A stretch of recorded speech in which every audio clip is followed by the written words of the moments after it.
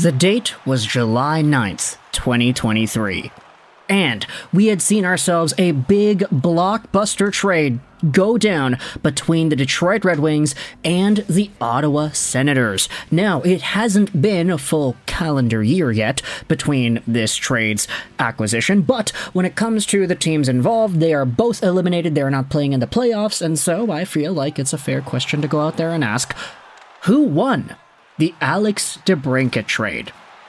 You can see right here that based off of the assets that were swapped around, Alex DeBrincat was the prize, and the Ottawa Senators just got a whole bunch of extra stuff, but essentially DeBrincat was in a tough spot with the Ottawa Senators. He was traded over there. You could debate against his will, but because DeBrincat was a 70-point guy with Chicago, multi-time 40-goal scorer, and a player who had such an incredible goal production rate in the shortened 2020-2021 season, 32 goals in 52 games, is absolutely incredible, there was a sort of looming optimism in Ottawa.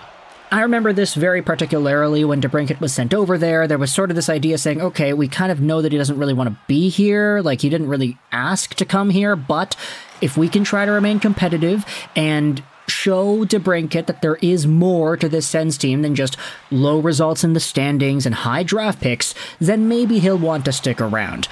And unfortunately, DeBrincat did not have a fantastic season in Ottawa. I mean, 66 points in 82 games played. He had the same goals and nearly the same points as he did in Detroit this season after. But even though this was the case, the point production actually seems fairly decent. There was a disappointment with Alex DeBrincat, and it was very apparent when you talk to certain Senators fans throughout the year. Now, he did go out there in varying parts of the Senators season with good amount of point production. He started out the year pretty hot, but then he started to get cold, especially towards the end here. There were a few lulls of 0-point games and streaks where he wouldn't score, and it was a pretty big deal. A lot of Sens fans started complaining slowly as to whether or not DeBrincat was actually worth keeping around, because he was making $6.4 million a year. He was expiring as a restricted free agent. And so the decision kind of had to be made. Okay, do you want to re-sign this guy, keep him around, when it's apparent that you're not really all too satisfied with his performance and he kind of doesn't want to be here either?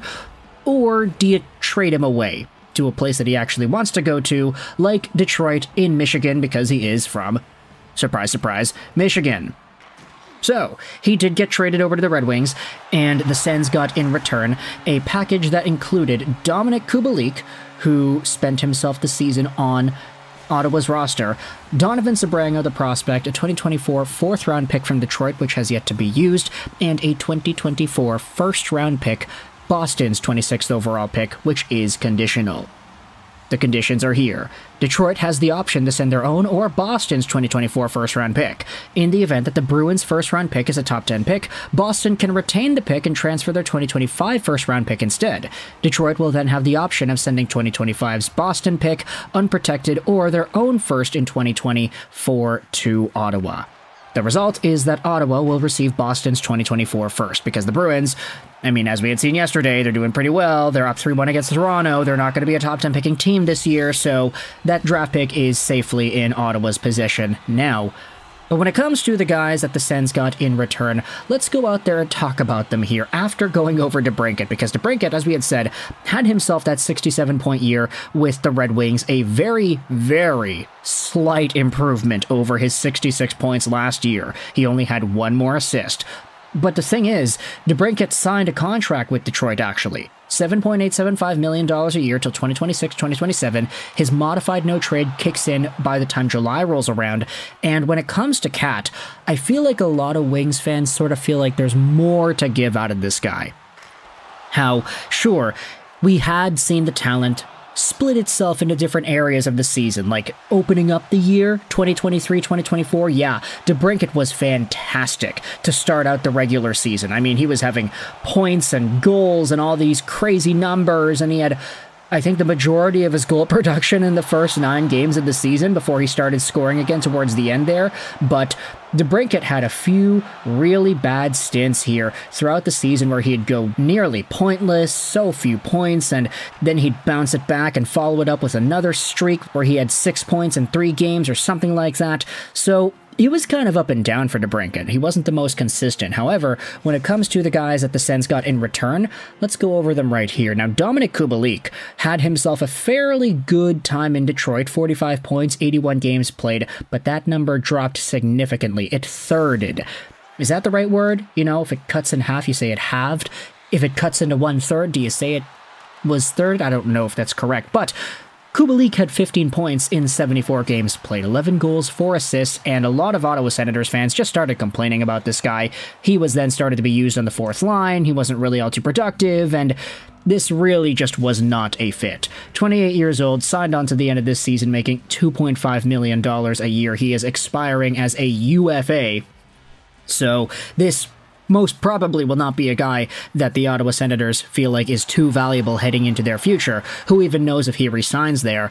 And then when it comes to the other assets, I mean, Donovan Sabrango is a prospect that I actually was sort of high on when he was a Red Wings guy. We did make a few videos going over him and his profile. 6'1", 194, left-handed defenseman, 22 years old, drafted by the Wings in the 63rd overall spot in 2020. He was initially a player who was pretty good with the Kitchener Ranger system in the OHL, but after playing in Grand Rapids and not being all too great there, he got sent down to Toledo, he played some games over there, and this season he also got sent down to the ECHL once more for a 4-game stint wherein he grabbed 2 points. He played for the Belleville Senators, had 7 points in 35 games played, but he is a point per game in the playoffs, which is a very good improvement. Donovan Sabrango, for all intents and purposes, does not have super high NHL potential, and honestly, with the way he's going and his development, I mean, when's the last time we saw an ECHL defender go from the ECHL to the NHL in the span of a few years? I don't think it's all too projectable to see Donovan Sabrango make the Ottawa Senators team anytime soon. Of course, crazier things have happened though, and I've been proven wrong in the past, so maybe it does happen, but for now, it seems like the real winners of the Alex DeBrincat trade are the Detroit Red Wings. That is, of course, if the Sens don't acquire, let's say, the next Bobby Orr in the 2024 draft with the Boston pick, 26th overall, Dominik Kubalik resigns and becomes an amazing beast, gets 50 points again, and Donovan Sabrango proves me wrong and ends up becoming an NHL player. I think the tides are very much skewed in the Detroit Red Wings' favor into winning the trade, quote unquote.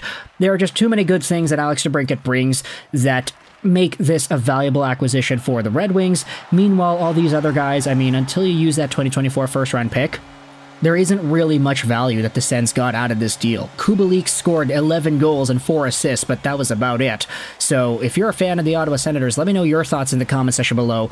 Were you handcuffed from the start with the Alex DeBrincat situation because he did not want to stay with you guys?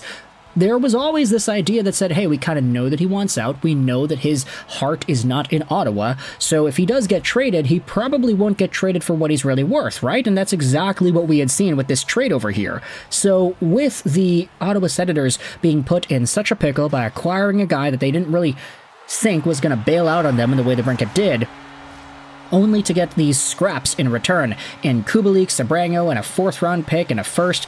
Let me know your thoughts in the comment section below if you're an Ottawa Senators fan. What is your overall response to the Alex DeBrincat trade saga, and what are your opinions on the trade 1 year after it was done? I think we can fairly say the Red Wings won the trade, but that's pretty much just because DeBrincat held all the power in this situation. But if you're a fan of the Wings, a fan of the Sens, let me know your thoughts in the comment section below. I know y'all don't like each other too much because of Mathieu Joseph and all the crap that he pulls off, but if we could have a civil conversation about this, that would be ideal. Just let me know your thoughts in the comment section about the Alex DeBrincat trade and how you're feeling about things 1 year removed. I hope you enjoyed this video, and bye.